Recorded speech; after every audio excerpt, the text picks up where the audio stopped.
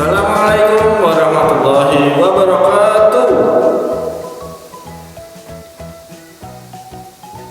Anak-anak yang soleh dan solihah, selamat pagi. Apa kabarnya hari ini? Bapak harap kalian selalu sehat dan selalu bersemangat. Bertemu kembali dengan Pak Arga di pelajaran olahraga. Pada kesempatan pagi hari ini, kita akan belajar mengenai pertumbuhan remaja. Namun, sebelum pembelajaran pada pagi hari ini kita mulai, mari kita berdoa terlebih dahulu. Sikap berdoa. Before we start our lesson today, let's pray Basmalah together. Pray begin. Bismillahirrahmanirrahim.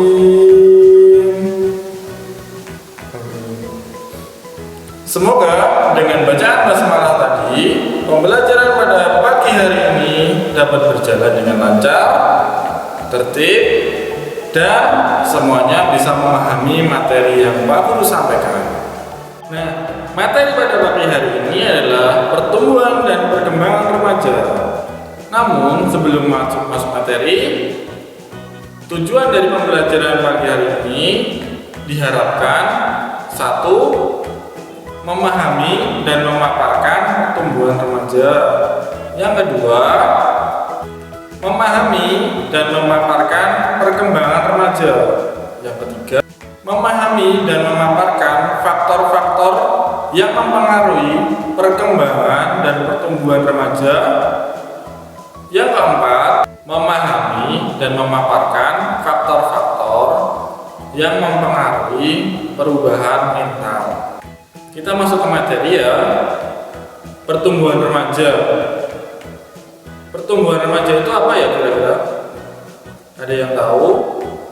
Pertumbuhan adalah suatu proses pertambahan ukuran, baik itu bobot ataupun tinggi, dan baik volume.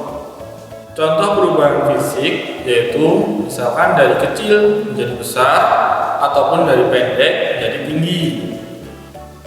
Faktor apa saja yang mempengaruhi perubahan fisik remaja?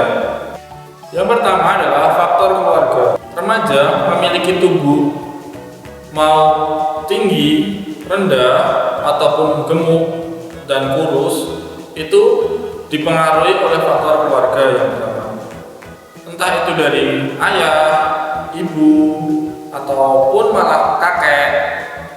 Semua itu akan mempengaruhi tinggi ataupun rendahnya kita sebagai remaja di masa pertumbuhan. Faktor yang kedua ada di makanan atau gizi. Asupan makanan yang bergizi pada setiap remaja itu akan mempengaruhi pada pertumbuhan badannya, entah itu nantinya akan menjadi tinggi ataupun menjadi lebih gemuk.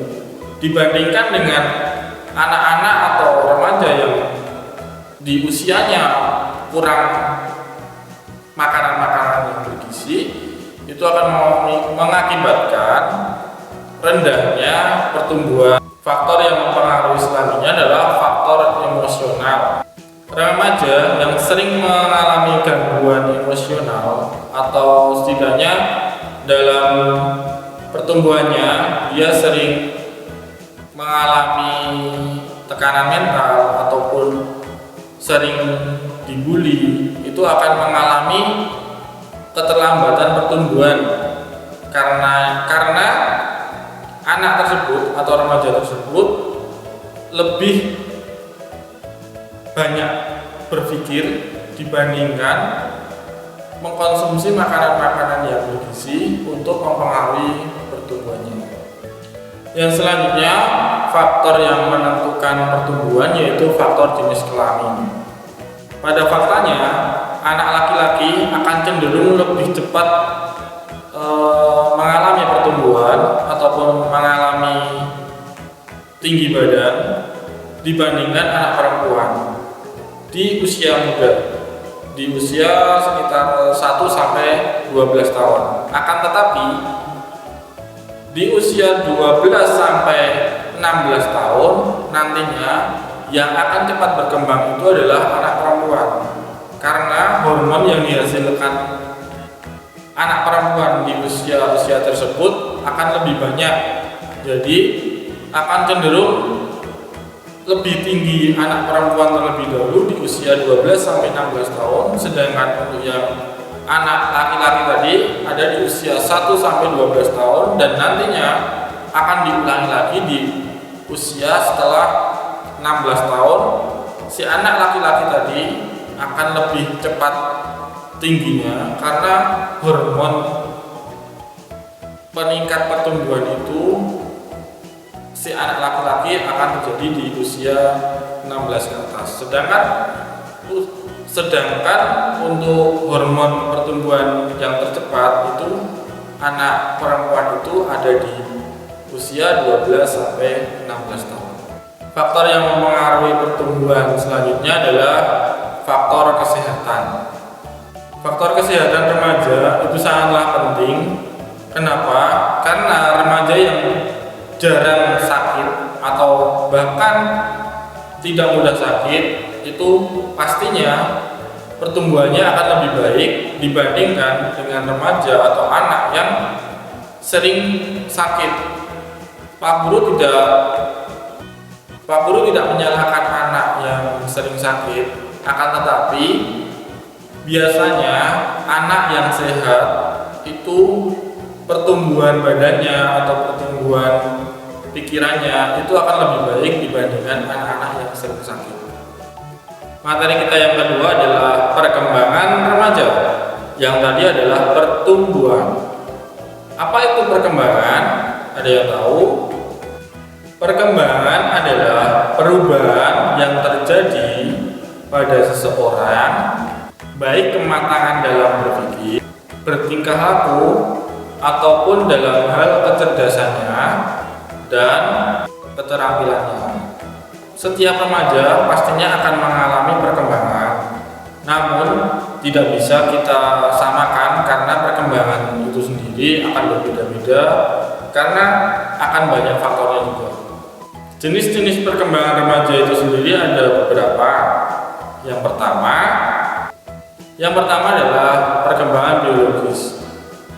Perkembangan biologis ini adalah perubahan fisik pada remaja yang merupakan hasil dari perkembangan hormon dan dilakukan secara tidak sadar atau di bawah saraf atau di bawah sistem saraf pusat.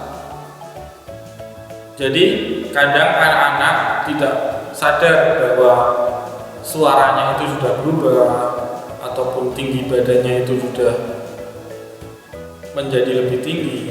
Yang kedua adalah perkembangan psikologis. Perkembangan psikologis ini terjadi adalah untuk mengembangkan remaja dan menghasilkan identitas diri. Jadi remaja akan mengetahui dirinya sendiri itu suka apa, pengennya bagaimana, dan kemungkinan pada masa psikis ini terjadi, biasanya seorang remaja akan sangat sulit untuk diatur karena pada masa-masa ini anak tersebut atau remaja tersebut ingin mengembangkan dirinya itu ke bidang apapun. Misalkan contoh, saya dulunya adalah suka olahraga misalkan.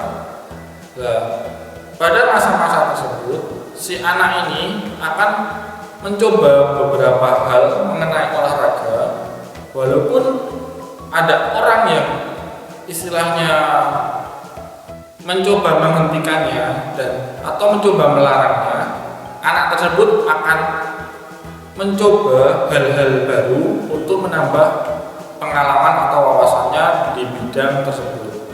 Dan yang terakhir adalah perkembangan kognitif. Kognitif itu apa? Itu adalah cara berpikir. Jadi si anak atau si remaja itu ketika kognitifnya sudah berkembang, dia ketika berhadapan dengan orang lain ataupun orang yang lebih tua, itu akan secara tidak sadar atau secara sadar dia akan istilahnya, oh dia ini lebih tua dari saya, jadi akan lebih menghormati orang yang lebih tua. Dan ketika kita sudah berkembang secara kognitif, itu biasanya ketika diajak ngobrol sama orang lain ataupun diajak membahas sesuatu hal yang istilahnya kita sudah tahu atau kita sudah paham, biasanya diajak diskusi itu pasti akan nyambung. Dan ketika ada masalah di lingkungan, di